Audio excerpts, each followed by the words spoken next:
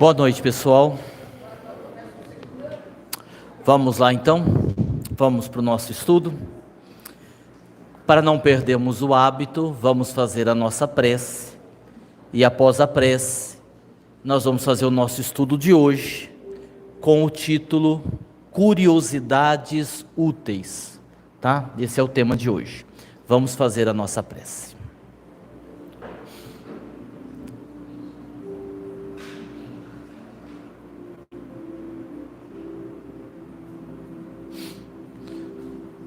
Vamos então, a partir de agora, buscarmos a sintonia, a conexão com Jesus. Aquele que habitualmente gostamos de dizer é o amigo incondicional das nossas almas. Lembrarmos a figura de Jesus é também lembrarmos dos compromissos da nossa atual encarnação. A semeadura da Boa Nova, as sementes plantadas por Jesus, cresceram e há 2000 anos vêm produzindo frutos para alimentar a humanidade. Somos todos famintos de amor, somos todos carentes do Evangelho, e todos, sem exceção, necessitamos mais perto de nós da figura inapagável do Rabi da Galileia. Que nessas horas difíceis que enfrentamos, em âmbito pessoal ou em âmbito coletivo, possamos pedir a Jesus para que Ele nos console, para que Ele nos ampare, para que Ele nos ame, como sempre nos amou, a ponto de entregar a sua própria vida no madeiro infame, por todos nós que fazemos parte da humanidade. Que em nossas lágrimas mais ácidas, que venham a descer pelo nosso rosto, possamos recorrer a Jesus, para que Ele as enxugue e console os nossos corações.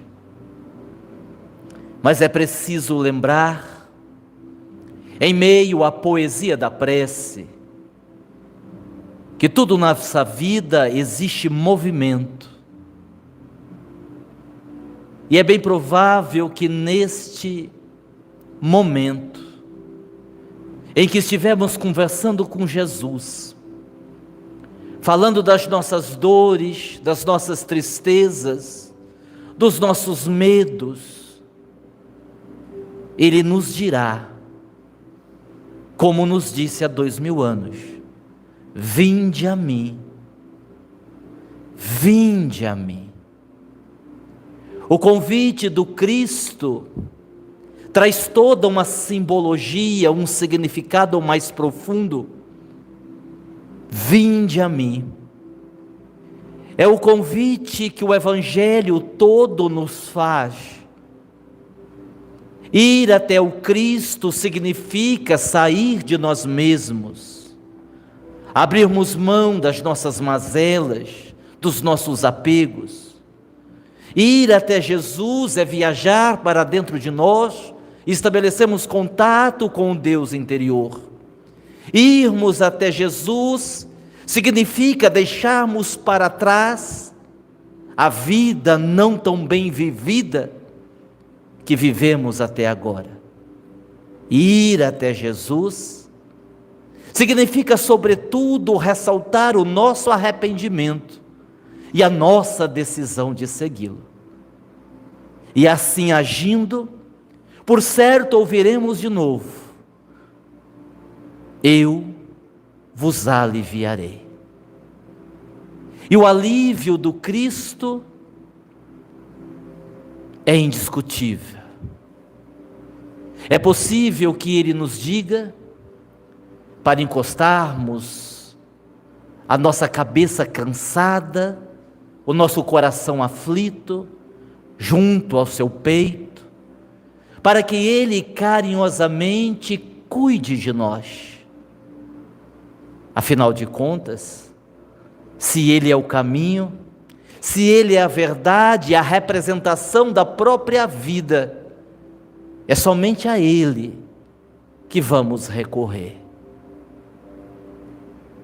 E que na nossa prece, embora estejamos aqui usando numa simbologia, falando do encontro físico com Jesus, possamos imaginar essa cena acontecendo em nossas vidas, na intimidade do nosso ser, na nossa individualidade,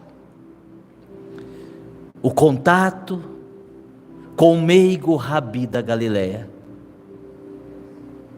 e que ali possamos externar tudo que nos sufoca, tudo que nos pressiona, tudo que não nos deixa viver a essência que somos, criação divina, tudo que a teima em apagar a nossa luz, que Jesus disse que poderíamos fazer brilhar, que neste momento possamos, sobretudo,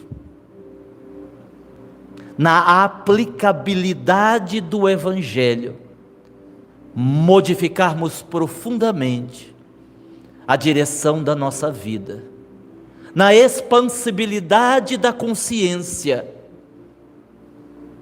na coragem do servir e na proposta do amar, vencendo as mágoas através do perdão, vencendo os melindres através da compreensão, e com isto, estabelecendo esta conexão com o universo, com o Criador, Deus nosso Pai, e que este Deus, Pai de todos nós, nos abençoe, agora e sempre, que assim seja.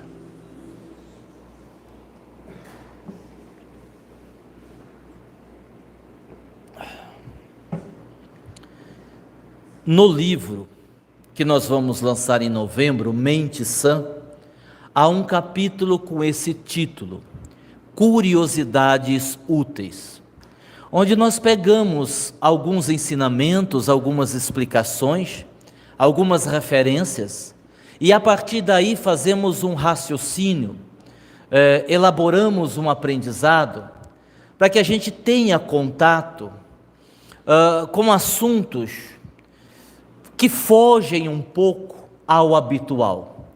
Todos nós, dentro dessa expansão de consciência, também necessitamos expandir o nosso conhecimento, a nossa intelectualidade. E para que isso seja feito de uma forma eficaz, é preciso que aprendamos a sair da caixa, como diz Dr. Klaus, a abrirmos a mente, a considerarmos outras possibilidades. Cada pessoa, e isto é muito comum e natural, tem a sua forma de pensar. Cada pessoa constrói a sua realidade, até porque a própria física quântica ensina-nos que o mundo, a vida, em verdade é aquilo que projetamos, é aquilo que elaboramos, é aquilo que construímos. A vida, o mundo, em verdade ele se torna subjetivo, porque eu vou enxergar o mundo de acordo com as minhas crenças, de acordo com os meus traumas, de acordo com as minhas memórias, de acordo com as minhas vivências.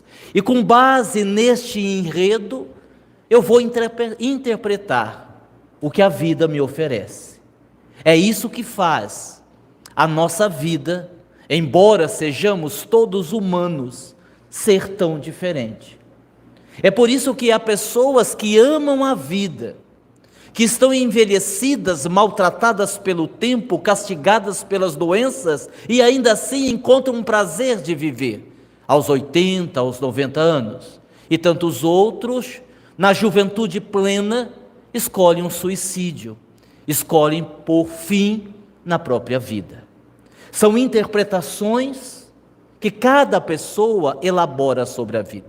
E isto é a vida. O que nós não podemos fazer, e a proposta do estudo de hoje é justamente o contrário disso, é fecharmos as possibilidades, é acreditarmos em algo e não abrirmos mão do nosso ponto de vista, é criarmos uma realidade com base em tudo aquilo que acreditamos, sem darmos espaço para a possibilidade de estarmos errados, sem darmos espaço para a possibilidade de que aquilo não é exatamente aquilo. É preciso que façamos isto, justamente porque a lei de sociedade, que nos permite os relacionamentos, e a inteligência emocional tem a ver com isso, para as nossas relações interpessoais, ela serve justamente para irmos burilando o nosso ser.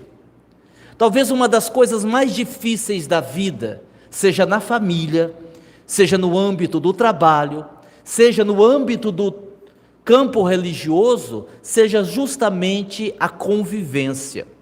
Convivermos uns com os outros é extremamente desafiador. Mas é justamente nessa proposta, que é uma lei de Deus, a lei de sociedade, que nós aprendemos a agir com mais paciência, com compreensão, que aprendemos a nos colocar no lugar do outro, que aprendemos a entender, compreender, perdoar ou não, de acordo com as nossas escolhas. Então, precisamos abrir a cabeça, precisamos pensar um pouco mais. Allan Kardec, na sua sabedoria ímpar, na sua capacidade de professor, na sua inteligência fantástica, propôs isso. Quando nós lemos algumas obras de Allan Kardec, como, por exemplo, O Céu e o Inferno, quando nós lemos o Livro dos Médiuns, nós vamos percebendo que Allan Kardec fazia das reuniões de estudo, de mediunidade, verdadeiros laboratórios de aprendizado. Laboratórios, onde o aprendizado era constante. E se nós não abrirmos a mente para aprendermos coisas novas, porque já acreditamos que sabemos tudo, nós paramos no tempo. E a partir daí, o processo fica limitado. Então, que a gente tenha essa disposição, esse entendimento e, sobretudo, a aceitação, que sabemos muito pouco sobre quase tudo. Que a nossa compreensão da vida no corpo, e ainda mais a compreensão da vida fora do corpo, é muito mais limitada do que a gente supõe. A cada dia que nós lemos e estudamos, compreendemos que o que Kardec nos trouxe, ainda mais o que André Luiz, Dona Ivone e tantos outros, na contribuição que deram, na divulgação das ideias espíritas, foi ainda uma contribuição pequenina, se pensarmos na amplitude do que nós temos pela frente e que ainda não sabemos. Feita essa introdução, vamos às nossas reflexões. Primeira curiosidade útil: o espírito pode morrer de 3 formas no mundo espiritual. O espírito pode morrer de 3 formas no mundo espiritual. Ah, mas o espírito morre? Morre. E a primeira forma do espírito morrer é muito simples. É quando ele reencarna. A gente pensa na morte como sendo algo trágico. Essa ainda é a concepção, principalmente aqui do Ocidente, sobre a morte.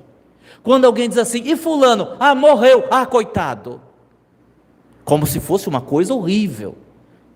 como se fosse a pior coisa do mundo. Nós não conseguimos ter aquela concepção, e essa sim deveria ser a concepção, principalmente para nós espíritas, que embora a saudade, embora a tristeza, a morte, para quem soube viver a vida, de fato é uma libertação.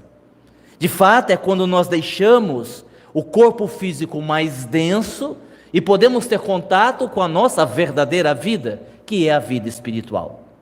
E dizem os espíritos que o processo de reencarnação, ele é muito mais complicado do que a desencarnação. Porque quando o espírito vai reencarnar, também existem as despedidas. E pior, ele vai mergulhar na carne. E as possibilidades da reencarnação fracassar são muito grandes. E para o espírito que desencarna, ele está batendo asas. Eu me lembro que quando eu dialogava com um amigo a respeito da desencarnação do meu pai, que tinha acontecido naqueles dias, e eu me reportava ao fato, fazendo o seguinte comentário: olha, o que me entristece mais, eu dizia para o amigo, é quando eu me lembro do meu pai e da dor e do sofrimento que ele deve estar passando. Uma morte abrupta, de repente, e aí uma separação violenta dos netos, que ele não vai ver crescer, não de perto pelo menos, dos filhos, da família, da esposa, da casa, do gato, do cachorro. Então isso deve ser muito doloroso. E o amigo me disse assim: quando nós analisamos as situações, é preciso aprendermos a ver a totalidade. Porque quando você fragmenta, você não consegue enxergar a totalidade. Fragmentar é quando você pega um pedaço do acontecido e não vê o todo. Aí nós fragmentamos. E aí ele continuou na sua linha de raciocínio e disse assim: vamos olhar a totalidade. Você fragmenta o acontecimento quando você olha para esse pedaço da história. Mas você esquece de olhar para o outro pedaço, que é o reencontro dele com tantas e tantas pessoas que ele amava e que ele sempre amou e que vieram recebê-lo. O pai, a mãe, os avós, os amigos que haviam partido antes. Então, se por um lado tem uma tristeza por deixar as pessoas aqui, por outro lado tem a alegria. E aí nós começamos a pensar, todos nós aqui devemos ter, acredito eu, alguém desencarnado.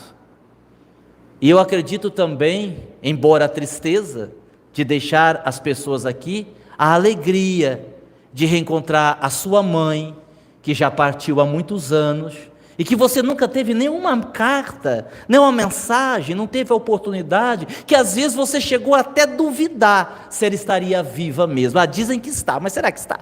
Eu nunca nem sonhei com ela, nunca me mandou uma mensagem, eu nunca vi ela, nada, será que está? E de repente, você está diante dela, ou dele, se for o pai.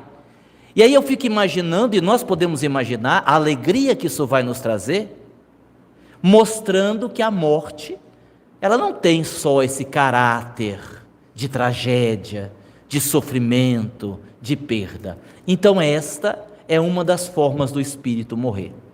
Existe uma segunda forma, muito bem tratada pelo espírito do Dr. Inácio Ferreira, que são as desencarnações que acontecem no mundo espiritual. E aí nós vamos muitas vezes achar estranho o uso desse termo, porque se nós estamos na carne, se nós estamos encarnados, quando morremos, desencarnamos, saímos da carne, deixamos a carne, deixamos a matéria. Mas quando você considera que o corpo astral também é matéria, dizer que o espírito, embora esteja no mundo espiritual, possa desencarnar, não se torna um absurdo, já que ele estaria deixando um corpo espiritual mais denso para adquirir um corpo espiritual mais leve. Em outras palavras, entendendo aquilo que nós já entendemos, que foi muito bem explicado no livro Psicoterapia no Além, o mundo espiritual, a semelhança de uma cebola, tem inúmeras dimensões. E a gente então pode e deve elaborar o raciocínio de que eu posso desencarnar numa dimensão para reencarnar em outra. E se eu desencarno, se eu saio de uma dimensão e vou para outra dimensão que eu estou, eu morro. Eu deixo aquele corpo espiritual mais denso e vou para uma dimensão, e aí, segundo o próprio doutor Inácio, o espírito pode subir, como ele pode descer, né? Teoricamente falando. E nesse subir, nesse descer, não significa necessariamente que ele esteja voltando aqui para a Terra, mas sim essas reencarnações nas dimensões espirituais. E a terceira forma do espírito morrer, e aí nós entramos num assunto muito grave, que já foi tratado por Emmanuel, por André Luiz, pelo Ranieri. Inclusive o Ranieri tem um livro chamado A Segunda Morte, e aí estamos falando realmente de um processo grave, que é a ovoidização, que é quando o espírito, pelas culpas, pelos remorsos, pelo desequilíbrio, pela loucura, ele chega a um ponto máximo que ele perde a condição de ser pensante. Ele tanto perde a forma humana, como perde a capacidade de raciocinar.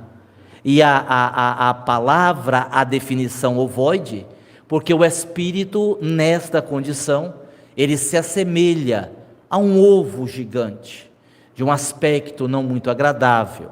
Daí essa definição.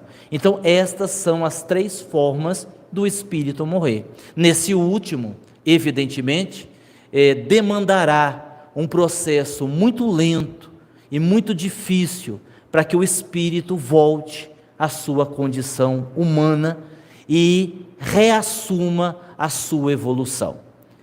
Processos extremamente dolorosos, ok? Segunda curiosidade, a pandemia foi a última chance da humanidade evitar os sofrimentos mais dolorosos.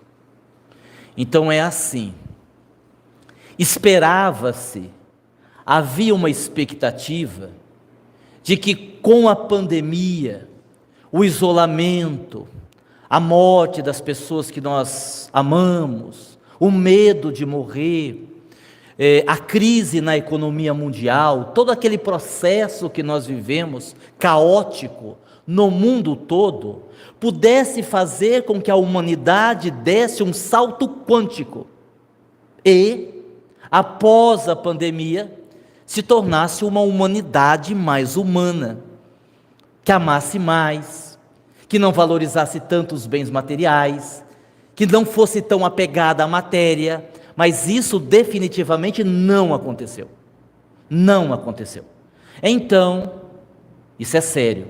Em termos coletivos, em termos de humanidade, nada mais vai deter o processo doloroso que nós vamos passar, que vai do final de 2023 até 2027, com o pico de sofrimento em 2024. E aí nós estamos falando de sofrimentos que cada povo vai passar de acordo com as características do próprio país onde residem. Então, em determinadas regiões do planeta, onde se tem muito terremoto, maremoto, tsunamis, efeitos dessa natureza. Possivelmente no Brasil, acredito eu, que a dificuldade maior seja no campo econômico, mas não há mais como o processo retroceder. Coletivamente, bem assim, bem simples, nós estamos lascados. Não tem jeito, né? Não tem jeito. E não precisa ser nem um gênio, não precisa ser nem médium para concluir um negócio desse. Por quê? Porque o mundo está acabando, nós estamos aí na iminência de uma terceira guerra mundial. Vocês não imaginam, quer dizer, muita gente imagina, o quanto os guardiões do planeta, os espíritos ligados a Jesus, têm se desdobrado para evitar uma terceira guerra mundial. Que todo dia a gente ouve rumores de que a gente partiria para uma terceira guerra. Os benfeitores estão se desdobrando nesse sentido. O Brasil, numa crise econômica ladeira abaixo. E o povo, na fila do cinema para ver a Barbie.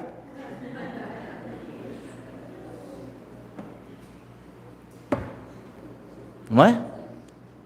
Ora, por que a ideia do metaverso ela está ganhando tanto adeptos? Porque o que é o metaverso? É a vida de ilusão. Você está na sua casa, ela está na dela, o outro está na dela, e nós vamos viver uma realidade paralela. E no metaverso eu sou o que eu quero, eu sou o herói, eu faço o que eu quero. Então as pessoas vão deixando a realidade para ir para isso. Nós já estamos vendo isso acontecer. Então quem não tem uma boa terapia, arrume uma, para não enlouquecer.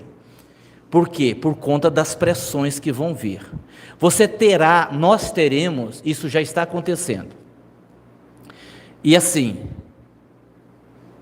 para falar de remédio, deixa eu tomar cuidado, porque a medicação, nos casos de problemas emocionais, eles são necessários, desde que o indivíduo compreenda que não é um remédio que vai curar. Feito esse comentário, nós temos uma fatia da sociedade que virou zumbi, que vai tomar remédio, e vai tomar cada vez mais remédio, e vai tomar remédio para dormir, vai tomar remédio para ficar acordado, e vai tomar remédio para ansiedade, e vai tomar remédio para depressão, aí está muito eufórico, vai tomar remédio para baixar a euforia, aí vai ter impotência sexual, vai tomar remédio para voltar a ter, e vai tomar remédio. Ilusão. Aí você tem uma outra fatia dessa mesma sociedade que não vai para os remédios, mas vai para outro tipo de ilusão, que vai para a busca do corpo perfeito, que vai para as drogas, que vai para o sexo, que vai para a bebida, que vai para as drogas, e está perdido do mesmo jeito. E aí você terá um grupo menor, bem menor, de algumas pessoas que não são melhores do que ninguém, mas que vão aguentar o tranco. Por quê? Porque graças a Deus buscaram o autoconhecimento, estão vinculados de alguma forma à espiritualidade, estão trabalhando a própria fé, estão desenvolvendo conhecimento e conseguem se manter e vão tocar o barco. Tomara que a gente faça parte desse último grupo, porque a gente pode ir de um grupo para o outro assim, daqui para ali, daqui para ali. Em termos coletivos é esse, a pandemia era a última chance, não dá mais para evitar o que vai vir, ok? Terceira curiosidade útil. O médium, agora vamos sair aqui dessas previsões catastróficas e vamos falar mais do nosso cotidiano. O médium, no seu serviço mediúnico, sofre influência externa e interna. As influências externas, elas são compreensíveis e naturais. O que é uma influência externa?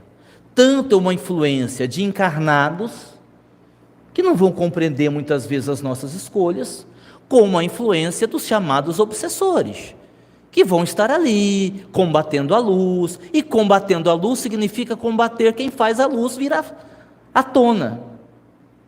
Agora, isso não é o problema é a pressão interna. Haja vista que então o médium precisa estar atento ao seu estado emocional, pressão interna. E médium, eu estou falando dialogador, eu estou falando médium de incorporação, eu estou falando orador, eu estou falando evangelizador, eu estou falando médium. O médium, né, como diz Dr. Inácio Ferreira, principalmente os médios que incorporam vassoura e rodo, são os melhores geralmente. Então, o estado emocional do médium, o nível de comprometimento do médium, o conhecimento, a ética, porque a gente tem que considerar a ética, a questão moral, que é o nível evolutivo que nós estamos, e a nossa própria fé. Essa é a pressão interna. Se o médium não lidar bem com isso, ele pode até trabalhar, mas o trabalho será reduzido. Então a gente tem que aprender a lidar com essas pressões que vão acontecer. O conhecimento, falando de conhecimento, lembrei de uma coisa. A pessoa me contou hoje, mas eu ri até. De uma pessoa que disse assim, alguém que foi lá na clínica, onde eu trabalho, para fazer outra coisa, lá tem um monte de profissional, tem psicólogo, tem um monte de coisa lá. E a pessoa foi lá e disse assim, para a secretária que trabalhava lá, não trabalha mais. Ela disse assim, nossa, esse Aguinaldo tem muito cliente, né? Eu estou aqui esperando, entra uma pessoa, sai outra pessoa e tem cliente o dia inteiro, né? Aí a secretária disse assim, nossa, ele trabalha muito. Esse Aguinaldo trabalha demais. Você acredita que além de trabalhar, atender todas essas pessoas, ele ainda tem tempo de cuidar das chácaras dos outros? Aí outra diz assim, mas cuidar de chácara? Ele cuida de chácara? Cuida, ele faz limpeza. Mas como, ela está lá na placa, lá, limpeza de chácara. Quando a pessoa me contou isso, eu falei, não acredito, é piada. Disse, não é verdade, a pessoa disse isso. Aí eu vou anotar isso, né? Limpeza de chácara. Não é de chácara, né? Mas a pessoa achou que era de chácara. Tudo bem, né? Aí a gente compreende. Vamos para a próxima. É a coisa incrível. Os instrutores espirituais falam mais das dimensões inferiores do que das superiores, em razão da nossa limitação de entendimento. Tem isso. Porque assim, às vezes a gente, não é que não haja livro que fale sobre essas coisas, né? Você vai lá em obras, Cartas de uma Morta, da mãe de Chico Xavier, ela está falando da vida em outros planetas. Você vai lá no Espírito Miramês, ele está falando da vida futura. Então existem muitas obras, a própria doutrina espírita. Se você for na Revista Espírita, que é uma coleção de 12 revistas, muito pouco lida, infelizmente, e ali você tem relatos da vida, das dimensões espirituais em outros planetas, mas é menor. Essas orientações são menores, são em menor número, quero dizer. Em Umbral, Vale do Suicida, essa coisa toda a gente tem em tudo quanto é livro. Por quê?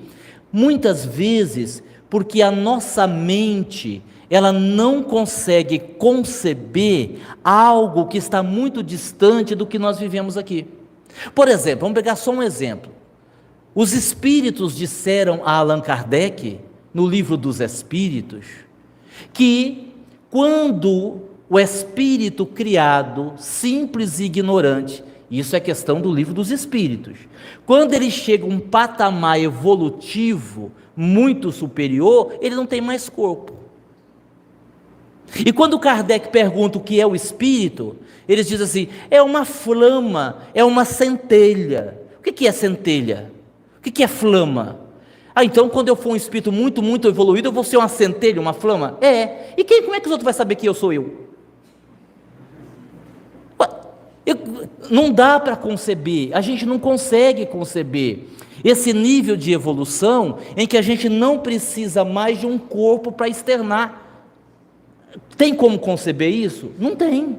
Não tem como conceber isso. Então como é que os espíritos, eles vão tratar conosco de algo mais elevado que a gente não conhece? Olha só, eu só vou dar mais um exemplo. Esse exemplo não é novo, eu já citei aqui algumas vezes.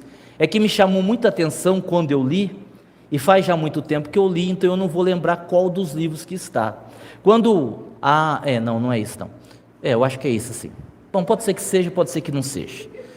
Em um dos livros do Dr. Inácio, e aqui eu vou arriscar dizer qual, embora eu acho que não é, Próxima Dimensão, ele tem a oportunidade, estando no plano espiritual, ele tem a oportunidade de, através de uma nave, não através da levitação, de uma nave, de se locomover, isso no plano espiritual, para uma dimensão bastante superior, bem acima da dimensão espiritual que ele habitava, onde os espíritos já não têm mais corpos, mas o ser que lá habitava, ele tomou a forma humana para poder receber o Dr. Inácio Ferreira, né? Ele tomou a forma humana, não tem mais. E quando o Dr. Inácio desce naquela dimensão, ele diz que ele começa a sentir falta de ar, que é tão sutil, até o oxigênio é mais sutil, que ele começa a não conseguir respirar, e o impacto dele com a beleza do lugar é tão grande que ele começa a chorar de emoção, e 2 lágrimas começam a descer. Aí esse ser que ele foi visitar, ele coloca o dedo assim no rosto do doutor Inácio, sente a lágrima, e aí ele diz assim: nossa, do lugar onde o senhor vem, vocês ainda choram para externar as emoções? Nós aqui não choramos mais, há muito tempo que nós não sabemos o que é chorar. E aí, como é que você vai compreender um negócio desse? Tem jeito? Não tem jeito. Por mais que a gente até esforça, mas nossa cabeça é pequena, a gente não consegue. E então, os espíritos têm que falar daquilo mais do dia a dia, que a gente está mais acostumado. Ah, por que todo mundo entende quando fala de umbral? Lógico, foi tua casa por séculos, né? Vocês moraram lá, tudo no umbral durante séculos. Então, assim, vocês conhecem cada tijolo do umbral, não é? Não, vocês, eu estou aqui num nível superior, sério. Você não está vendo que eu estou acima aqui? É vocês. Legal isso, né? Legal essa percepção. Olha só, nós aprendemos que Deus cria desde a eternidade, e Deus continua criando.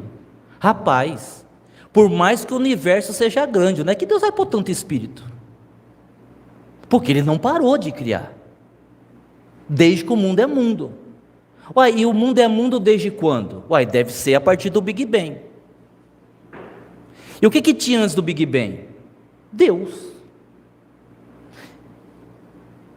Que é, além dos atributos de Deus, Deus é onipresente, é toda aquela coisa, né?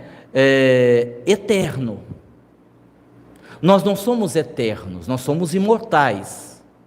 Qual a diferença? Nós somos criados, nós tivemos um começo, em algum momento Deus nos criou, e nós não morremos mais, então nós somos imortais. E Deus é eterno. Por quê? Porque Ele não teve nem começo nem fim. E como é que você concebe, vou jogar outra, como é que você concebe uma coisa que não teve começo nem fim? Dá para conceber? Não dá. Então vamos parar por aqui, desce, vamos voltar para cá, vamos voltar a falar de obsessor, vamos voltar a falar dessas coisas que a gente entende bem, né? De neurose, né? Vamos falar de alprazolam, né? Aí vamos falar de assunto que a gente entende. A próxima, né? A mensagem do Espírito, olha, isso aqui é importante também. A mensagem do Espírito é o conteúdo, o médium é o recipiente. Isso quer dizer que a mensagem do Espírito toma a forma intelecto-moral do médium. Tá? Aguinaldo, eu não entendi. É assim. E aí entra conhecimento atual, e entra o conhecimento do inconsciente espiritual. Porque quando a gente fala de inconsciente, você tem, e nós sabemos disso, o inconsciente de Freud.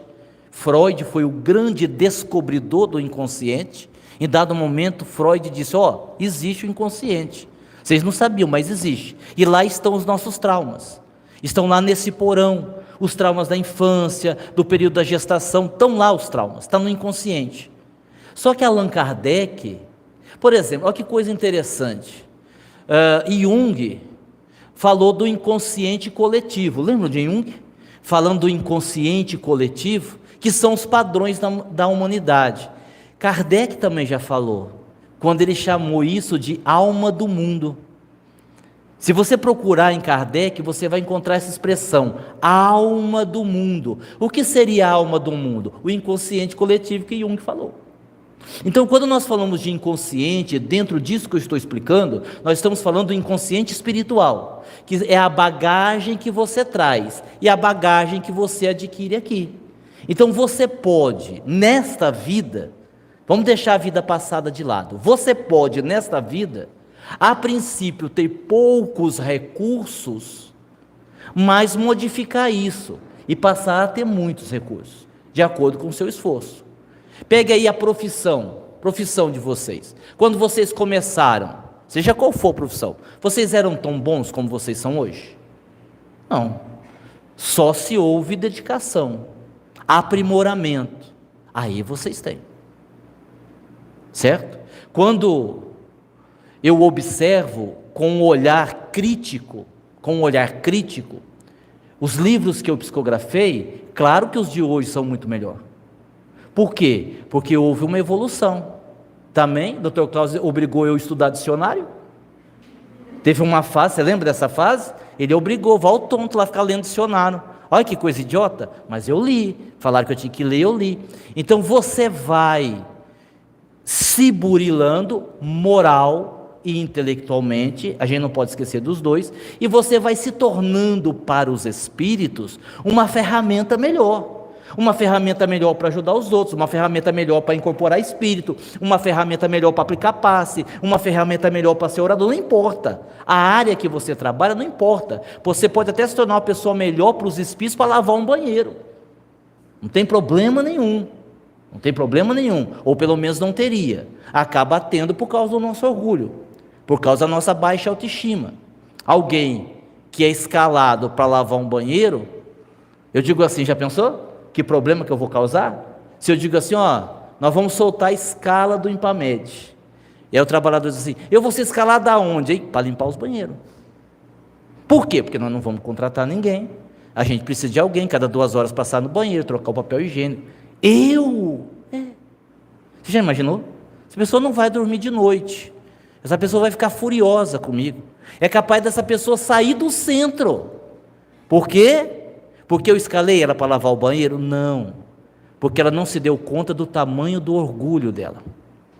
Ela se acha tão boa, mas tão boa, que lavar banheiro é indigno para ela. Onde já se viu? Não é assim? Isso é orgulho. Ou é uma pessoa que tem baixa autoestima, que tem as memórias, que eu falei agora há pouco, arquivadas, e ela não consegue superar. Então pode ser, por exemplo, que a Célia, quando ia na escola, quando a Célia era criança, nem tinha escola, né? Então vou pegar outra pessoa. Pode ser que a Márcia, quando ela ia na escola, a professora chamou ela lá na frente para ler a redação que ela tinha feito. Ela gaguejou, fez uma redação ruim, e além de levar uma bronca da professora na frente de todo mundo, as crianças todas riram naquela gargalhada. Nossa, aquilo para a Márcia foi a morte. Ela foi exposta, ela ficou exposta, ela foi ridicularizada. Aí passou 25, 30 anos, eu digo assim, Márcia, você faz a prece final aqui para nós? Pelo amor de Deus. Ela vai fazer? Jamais. E ela não vai fazer por quê? E aí eu disse isso no domingo, olha só que coisa interessante. Quando a gente não resolve os nossos problemas, o nosso passado influencia o nosso presente. Porque são as memórias que ela tem, da vergonha que ela passou, que vai impedi-la de vir aqui à frente fazer uma prece. O passado interferindo no presente. Só que o presente também interfere no futuro, porque a depender do que você fizer hoje, você cria um problema para o futuro. Só que o futuro também interfere no presente, ainda que o futuro não seja uma realidade, seja apenas uma possibilidade. Mas se o futuro não é uma realidade, é só uma possibilidade, como é que o futuro pode interferir no presente? Você compra uma passagem, daqui 30 dias, para dar a volta ao mundo, conhecer o planeta todo. Como é que você vai ficar? Eufórico, mais alegre, mais feliz, vai comprar roupa, vai estar mais bem-humorado. É o futuro influenciando o presente. O presente. Então, enquanto eu não resolvo a questão destas memórias arquivadas, eu nunca vou ser eu mesmo, porque eu vou estar agindo no presente, sob a influência do que ficou mal resolvido no passado, e isso está decidindo por mim, que é o exemplo que eu dei na Márcia. Não, eu passei aquela vergonha, nunca mais eu tive coragem de falar em público. Então, é um problema passado que está influenciando no presente, certo? Seguindo, a outra é bem parecida com essa, bem dentro dessa linha. Descrições dos espíritos sobre o mundo espiritual às vezes são diferentes, e é verdade, Às vezes você lê uma descrição, uma informação que não bate com a informação de outro espírito. E por que isso acontece? Primeira possibilidade, a cabeça do médium. A cabeça do médium. Se você pegar um médium que tem uma abertura mental, que conhece, por exemplo, além de conhecer o espiritismo, que conhece a Umbanda, e ele vai escrever sobre Exu, e vai colocar lá no livro que Exu é um guardião, vinculado ao mal. Ele vai escrever sobre os espíritos caveira, que embora a palavra forte, são do bem, geralmente protege o cemitério. Aguinaldo, mas para que espírito vai proteger cemitério? Para ninguém roubar os ossos. Deve ser, né? É claro que não, né? É para não haver roubo de ectoplasma, que a gente sabe que os cadáveres frescos têm muito. Aí ele vai falar de pombagira, explicando que essa definição são policiais femininas do além. São espíritos femininos que atuam mais na área da emoção e também da sexualidade, mas são do bem. Se o espírito vai escrever alguma coisa através de um médium que não tem esse conhecimento ou tem algum tipo de preconceito, vai sair tudo distorcido. Então esse é o primeiro problema, a cabeça do médium. O médium não é o recipiente? Então a cabeça do médium influencia. Qual o outro problema? A habilidade e o objetivo do espírito que vai falar ou escrever. O que o espírito quer com aquilo? Qual é o objetivo do espírito? Ele está dizendo aquilo para quê? De repente o espírito vai escrever um romance e a intenção dele no romance é trabalhar a fé. Ele não vai ficar dando detalhe do umbral. Porque tem gente sofrendo. Para quê? Não é o objetivo. Aí você tem que considerar também a permissão, o que é permitido. Vocês se lembram, eu tenho certeza que vocês se lembram disso, que Emmanuel era o fiscal de André Luiz. Então o Chico psicografava os livros, psicografou, pronto o livro, vamos lançar. Não, vamos mostrar o livro para Emmanuel. Aí Emmanuel pegava o livro, tira esse capítulo, tira esse capítulo, tira esse capítulo, tira isso também. Aí o livro tinha 300 páginas, ficava com 150, porque Emmanuel entendia que aquilo não poderia ainda vir para a humanidade, era cedo demais. Ele fazia essa análise e não deixava vir. Então tem a questão da permissão também, pode, não pode, é viável, não é viável? Então por conta disso, aí você também teria a própria evolução do espírito.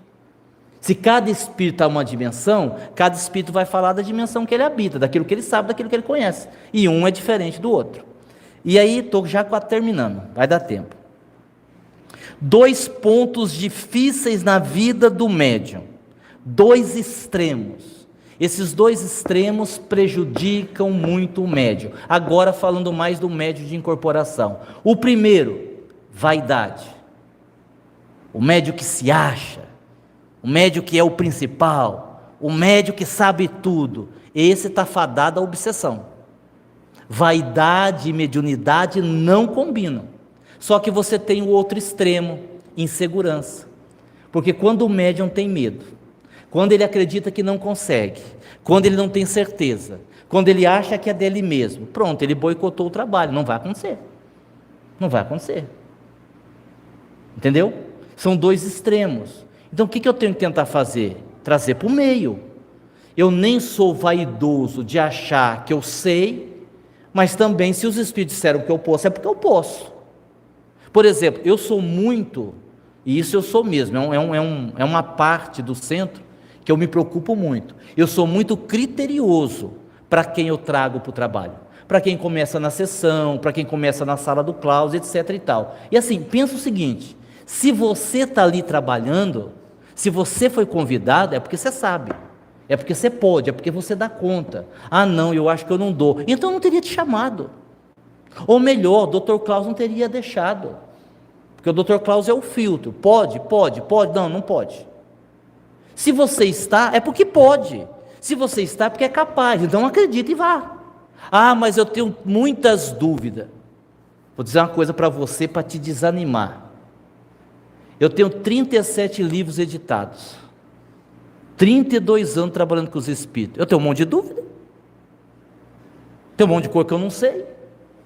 O povo pensa que eu sei, mas eu não sei.